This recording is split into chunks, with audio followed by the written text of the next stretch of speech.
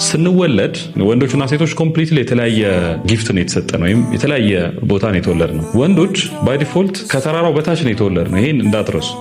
ታችኛው ቦታ ላይ ይሄ ሸለቆ ጋር የለም ነው የምትወለዱት ስትወለዱ። ሴቶች ሲወለዱ ከተራራው አናት ላይ ሆነው ነው የሚወለዱት። ማለት ባይ ዲፎልት ዩ አር ዩዝለስ። ባይ ዲፎልት እሷ ደግሞ በጣም ቫልዩ ይዛ ነው የምትወለደው። ወንዶችና በሴቶች መሀል ያለው የመጀመሪያው ልዩነት ይሄ ነው። ስትወለድ አንተ ምንም የለህ። እሷ ገና እንደተወለደች ሴት ሆና መወለዷ ፕሪቪሌጅ ነው። አንተ ባትፈልጋት በጣም ቆንጆ ባትሆን ከላይ ያሉት ሰክሰስፉል የምትላቸው ወንዶች ባይፈልጓት እታች ያሉ ማንም የማይፈልጋቸው ተራ ወንዶች አትሊስት እነሱ ይፈልጓታል።